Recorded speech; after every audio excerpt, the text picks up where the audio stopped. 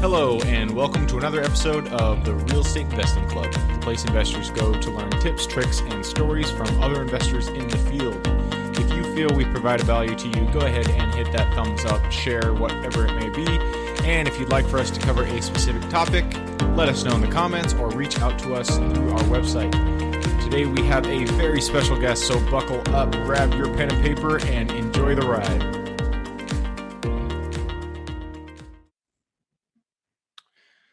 All right, we are live. Parker, thank you very much for joining us today. How you doing? No problem. I'm doing fantastic. Thanks for having me on, Gabe. Absolutely, I love it. To get us started, why don't you tell everybody, who you are, where you're from, and how you got started in real estate in the first place? Yeah, absolutely. So my name is Parker Smith. I'm originally from Las Vegas, Nevada, but I live out here in beautiful San Diego, California. I've been here for the last 12 years. And I got started in real estate. I've always had a passion for real estate. I'm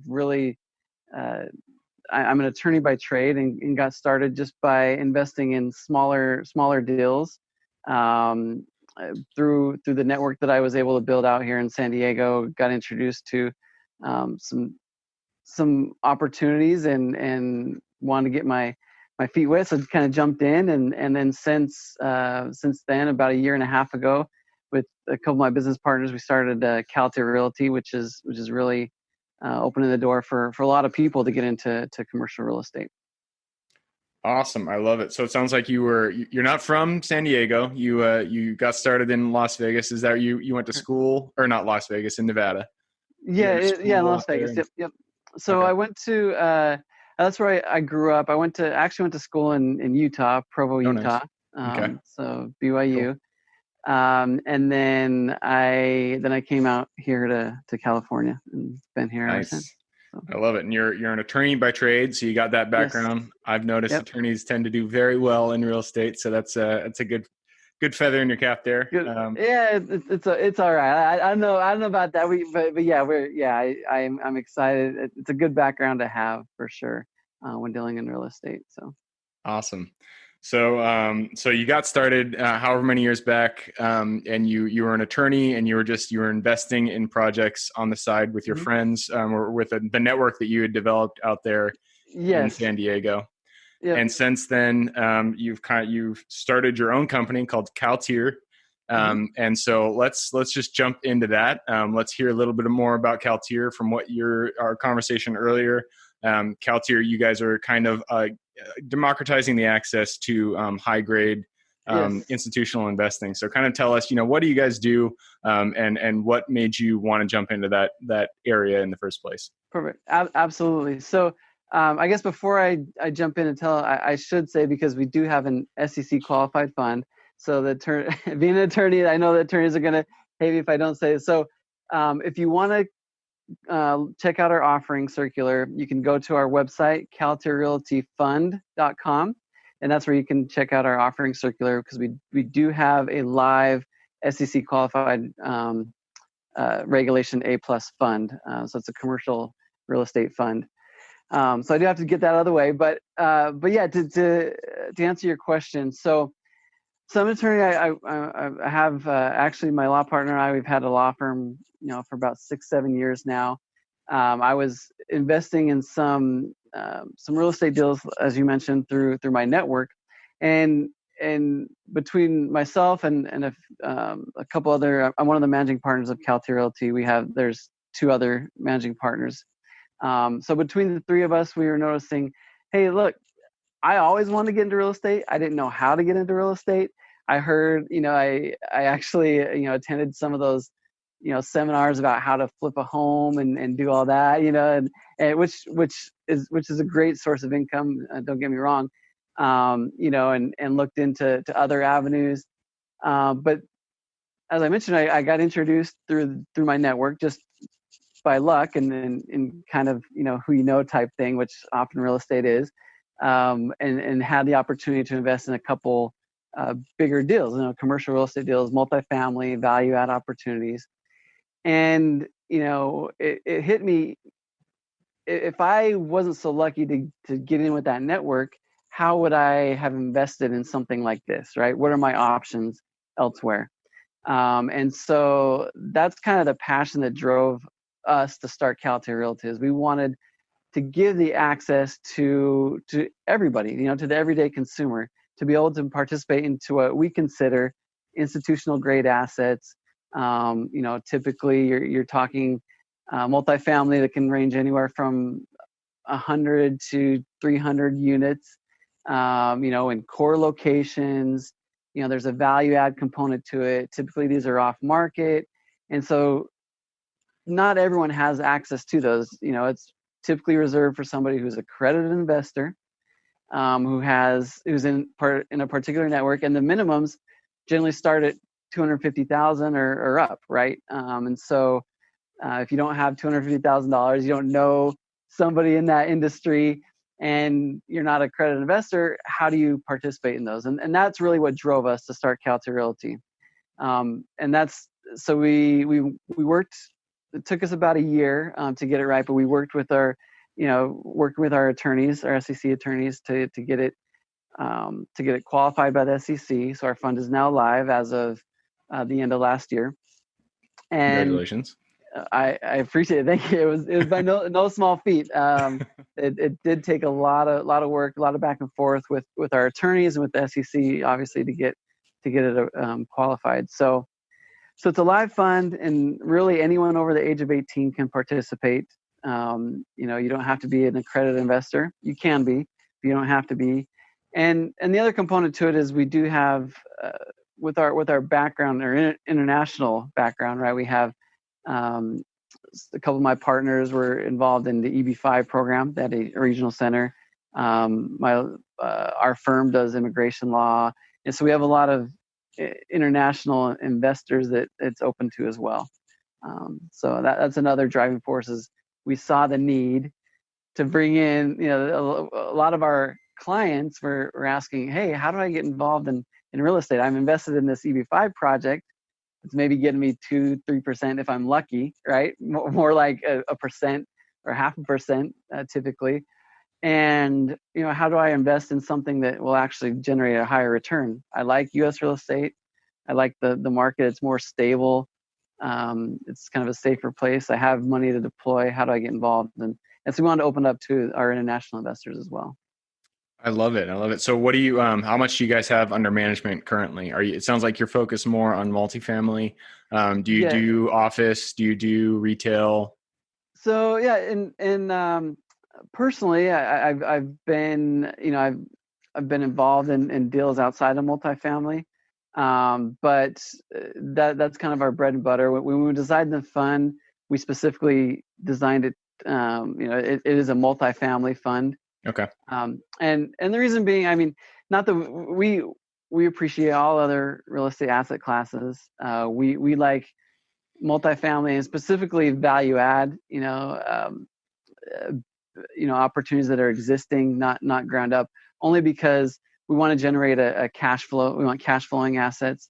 So we want assets that are cash flowing typically day one. Not always the case, but typically day one, they're cash flowing, and they do have a value add component to it. So you can go in and you can rehab the asset. Maybe you want to upgrade the interior, do some exterior work, maybe the amenities, right? So that you can ultimately raise rents and then increase the value when you sell, right? So nice. And so do you already have projects? You've already deployed capital. It sounds like you already have something under management. Correct. Yeah. So we have currently, so CalTier as a company, I have to clarify. So the fund in general, the fund is, like I said, we started the end of last year, and with coronavirus and that thing. So the fund itself currently does not have any assets under management. Okay, I want to be clear about that. But CalTier as a company, we are a fund management and acquisition company. So we do have multiple funds. We have what we like to call direct acquisitions, right? So on top of the fund, while we were waiting for the fund to get qualified with SEC, we went out and through a Reg D, which is for accredited investors, we deployed money into a few assets, right? So we have right now assets under management. We have about $60 million of assets under management. Awesome. And this is So all in multifamily? in multifamily, yep. Awesome. I love it. So, so I mean, taking the perspective of the ones you have under management, 60 million AUM, that's awesome. I mean, it's more than most people, vast majority of people have. So, so I mean, it starts with the process. At the very beginning of that process is finding the deal. Yes. And so, I mean, you've said it before. You're really big on networking. Most people on the show, they come on, they say network is the biggest thing. Right. So when it goes to finding those deals, finding those multifamily, I know multifamily is super competitive now. Yes. What is the thing that you do? What do you do to find these value add multifamily deals? Perfect. Yeah, that's a fantastic question. So I will say when we started CalTier Realty, we didn't set out to reinvent the wheel, right? We have a vast between our team, and not only the three managers, but also the rest of the team, right? We have a director of acquisitions, and that we have a great network. And so one of the things that actually does set us apart, and I'm glad you brought it up, is that we embrace the partner model. So we don't have to go in and we don't have to be the hero. We don't have to go in and take down an asset all by ourselves, right? We embrace the partner model. So not only do we have a vast majority of a network of brokers that will send us deals that are typically off market, but we also, through our partners, we there's no shame in us going in as co GPs or coming in as an LP structure, right? To a particular asset. And so that's how we're able to find deals and find deals that we, obviously in our opinion, we feel are prime real estate opportunities, right? Every real estate deal is different, and every real estate has risk involved. Of course, But of course. for us, we feel like these are real estate opportunities that the typical, firm or person may not have access to, or may not see, right? Yep. And so we have a couple partners that we've worked with in the past, and we're actually looking at a couple deals right now with some of our partners that either we found the deal through our network of brokers, or they found the deal and we're doing a joint venture with them, either a co-GP or coming in as an LP on that asset. So awesome. So it sounds like a lot of partnerships, a lot of JVs. You find them through, either party. It sounds like mostly brokers. You guys don't do any marketing. Yes. You're networking, connecting with other brokers in the field, and then through that you'll be finding the multifamily deals. I would be completely remiss if I didn't go in the direction of your law degree. Sure. Just from the way you speak, you're very you know what to say, and so we need to ask something about the law. You've already spoken a bit about structuring partnerships, so I want to go into that a little bit. Sure. A lot of people listening to the show, watching, they've considered doing a JV with somebody else. They've considered partnerships. So in your opinion, what is the best way to structure a deal? And what are the pros and cons of the different ways of structuring partnerships? Yeah, absolutely. So if we're talking specifically the partnerships, I think one thing that's helped us is, what is everyone bringing to the table if you're structuring a deal, right? So if you're bringing the typically you'll need someone, because all our deals are levered, right? Or I said most of our deals are levered, right? So you need somebody that can sign the carve outs, right? So you need somebody that has the balance sheet to be able to sign the carve outs. You need somebody that if you're doing a value add, you need somebody that has experience and that can do the construction management, right? You need somebody that can do asset management. Typically, we'll bring in a third-party property manager, unless it's local, right? So it really depends. So from from my perspective, the best thing is to outline, okay, what is everyone bringing to the table, right? And then you got the capital, right? Who's bringing the capital, and so start from there, and then you can go, you can break it down into, okay, maybe it's best structured as a co-GP structure where you both both are responsible for the due diligence, right? The due diligence cost. If you have to go hard or maybe some put some money down, like you both are equally responsible for that. And then again, like I said, who's doing the asset management, who's doing the construction management, or are you hiring a third, is there a third party you're bringing into the mix, right? And so that's I guess my biggest recommendation, and I know that's not probably the legal aspect of it, but figure out who's bringing what to the table, and then kind of go from there.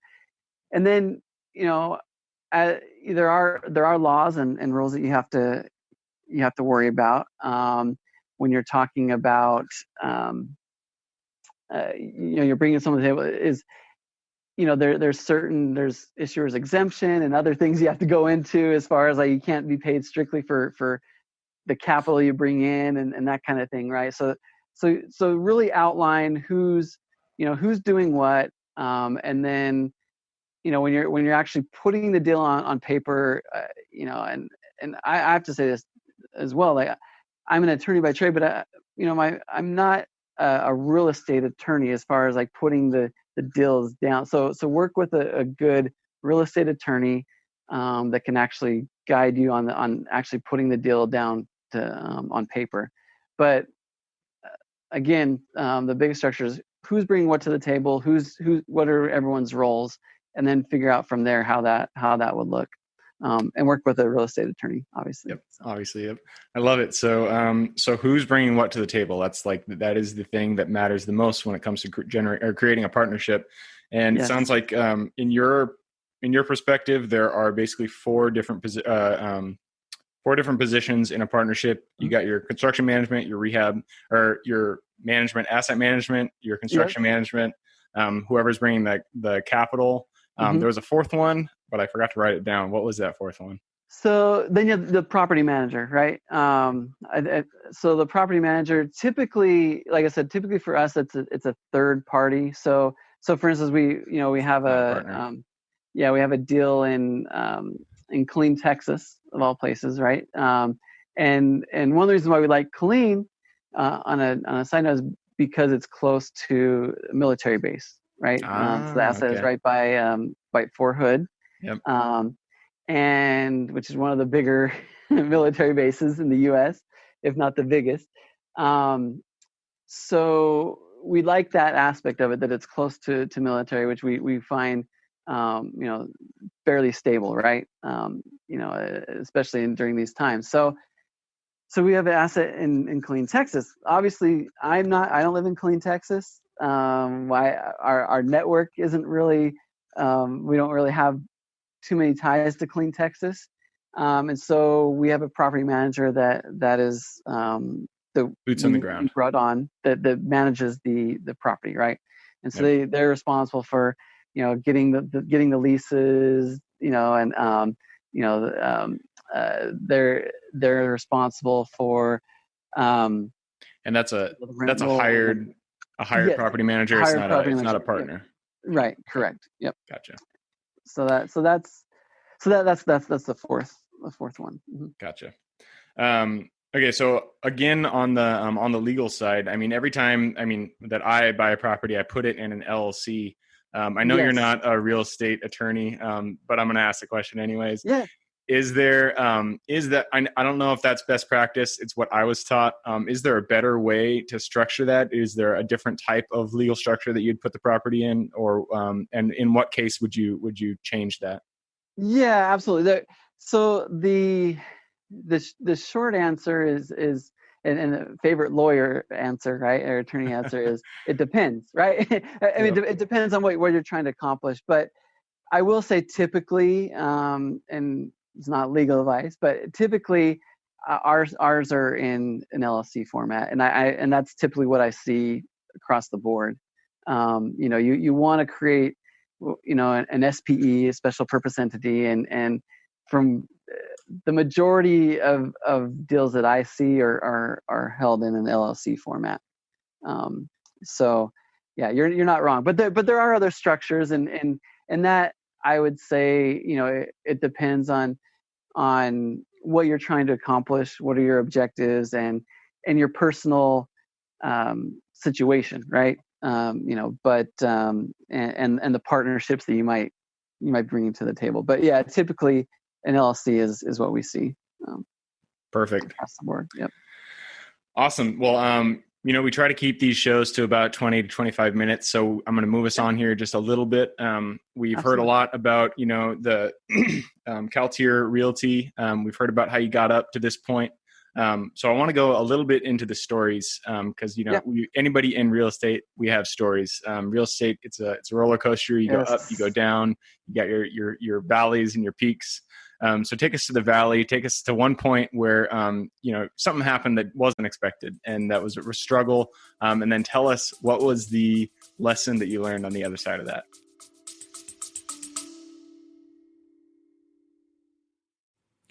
Before we continue on with today's guest, I want to tell you guys about a community I'm launching on School to help investors like yourself grow your own portfolio. In this community, you'll get access to all the docs I use, all the systems I've built, everything I've used to grow my own portfolio, as well as instructions and guidance on how to get out there and find great deals, how to finance those deals, and then how to manage them for great returns. Since we're just launching it, the price will be set at a measly $20 per month, and whatever price you join at is the price you'll have for life. We will be increasing the price as the group grows, so if you're at all interested in growing your portfolio along other investors, now is the time to join. I will put the link somewhere in the bio or on our podcast website at therealestateinvestingclub.com, so if you are interested, head on over there. With that said, let's get back to the podcast. Yeah, absolutely. That's a great question. So I'm trying to think of what's best story to tell here. So I will say, because I mentioned it before, the deal in Killeen, Texas, right? So that one was a little bit rocky from the start. We actually, there was back and forth on closing. We actually extended the closing date twice on that particular project, and ended up closing. Obviously, which is great. That's always a win. So that happened. Last year, kind of fourth quarter last year. And everything was going smoothly, and then there was a fire in a number of the assets. Like, thank goodness nobody was hurt. But it, so it actually worked to our benefit in this sense, where we have insurance money that can actually help pay for some of the renovations that we were going to do anyways. So that helped us. So there's a fire, and then on top of that, then COVID happened, right? And so it's been a rocky. Down. Yeah, it's been a rocky time with this asset, but through, we had another thing that happened as well that was a tragedy that happened in to one of the residents in the asset as well. So we had three kind of strikes against us, right? Three opportunities for it to have, but luckily, because we picked a solid what we think is a solid asset, right? It's like I said, it was very well underwritten, right, and underwritten conservatively, and so it's still producing. Occupancy is still 95% occupancy. And then we have, the rent, our rents, our collections have not taken much of a dip at all, even through COVID-19 and through everything that's happened. So So the lesson I would learn is a lot of times we get enamored by deals, right? And we look at the best case scenario, but that's not, you're going to have these valleys. You're going to have things that you don't see happen. None of us could say that we saw COVID happening, right? No one could have predicted COVID. I know that us and others that we worked with, predicted potentially a downturn in 2020, just because of the cyclical aspect of the market. But no one anticipated COVID or a pandemic happening to kind of cause that. So, or accelerate that, or whatever, however it happened, right? So really it's doing, being able to really analyze a deal and look at it conservatively, so that if things like that happen, you're not underwater, because that happens to a lot of people, right? They underwrite it to the best case scenario, and when something happens, then shit out of luck. Exactly. So if you underwrite it very conservatively, you can absorb some of those blows that happen along the way. I love it. So it sounds like you had this property in Kling. You were just repeatedly hit when you're down 3 times.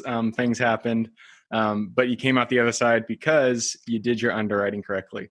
Yes, so the great lesson, it sounds like there are actually 2 lessons. The first one is have insurance. Yes, have insurance for sure.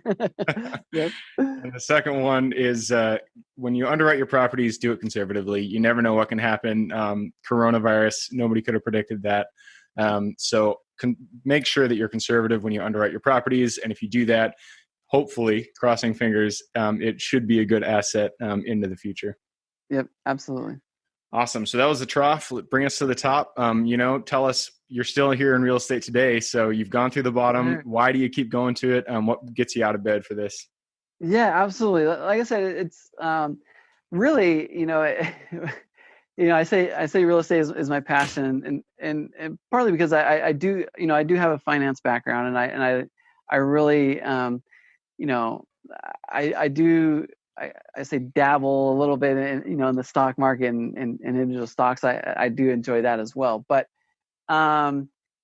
really what really drives me with real estate is historically speaking, and any finance class you'll take, and anyone you talk to, that has preserved their wealth, typically does it in some form of real estate, right? They have some real estate is a part of their portfolio. And the reason is it over the long run, it will go up in value, right? And you talk about supply and demand. There's only so much real estate out there. There is a lot, right? But there's only so much out there, and so it is going to go up over time. And so that's really what drives me is knowing, if I really want to, preserve, generate wealth and preserve wealth for my family, real estate is in my opinion the best avenue to do so, and to create that financial security for myself, my family, and future generations. It's something that can be passed on to future generations, and that's really what drives me. And it is fun. It is fun. I enjoy the peaks and the valleys, and being along the ride of closing deals and getting deals done. So. Absolutely. And you're absolutely right. They're not making any more land. So real estate is, there's a reason that it keeps going up. Yep. Population keeps growing. It's not going to stop. I heard until 10 billion people. So we got a ways to go. So we got a long ways to go. Yep. That's right. Awesome. Well, Parker, I really appreciated having you on. I know I can speak for everybody listening and watching. We appreciated the wisdom you shared today. We all need to receive things as well. So if you wanted to receive something, someone were to bring something to you from, listening or watching to the show, what would that be? Yeah. And I'll go back to what I said from the beginning. Part of our passion, when we started CalTier Realty, is we really wanted to provide access to what we consider to be prime real estate opportunities. And so I would just, anyone listening that wants to participate in real estate, maybe doesn't have the experience or network or even maybe you have, for our fund, you can put in as little as $500, right? You can put as much as, 50 million if you want, right? The fund's $50 million. It's a $50 million fund, right? But yeah, anywhere from $500 to $50 million, you can go in and you can participate in some cash flowing assets. It's a portfolio of assets. I want to make that clear, because sometimes we get questions about that. But it's a portfolio of assets, so you can invest in, an asset in Austin, Texas, in San Diego, California, and Seattle, Washington, and so just for example, right? There is a portfolio of assets you can participate into with as little as $500. So if you want to find out more, go to our website, CalTierRealtyFund.com. You can go to our corporate website, CalTierRealty.com, to find out more about our company in general. If you're interested in a direct acquisition, you are a credit investor, we can do that as well. But if you're just a beginner in real estate, check out CalTierRealtyFund.com. That's why we put it together, is for consumers to participate in those types of deals. So awesome. I love it. And that is actually the next question. If somebody did want to get in contact with you, CalTierRealtyFund.com, is that the best way for them to do it? That's the best way to do it. You can email me. I'll give out my personal email.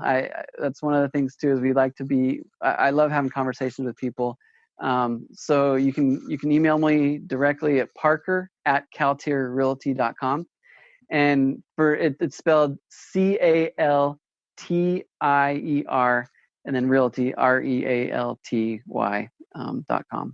So perfect. So you guys heard it. If you want to get in contact with Parker, if you want to invest in his fund, you can get him at parker@caltierrealty.com, or I will put his LinkedIn profile in the notes. You can also go to caltierfund.com. Yes. Again, Parker, thank you very much for coming on. I appreciated it. I know everybody listening and watching did as well. For everybody that's with us today, thanks for being here, and we look forward to having you guys on the next episode. Appreciate it. Thanks, Gabe. Thanks for having me on. Thank you for joining us on the Real Estate Investing Club.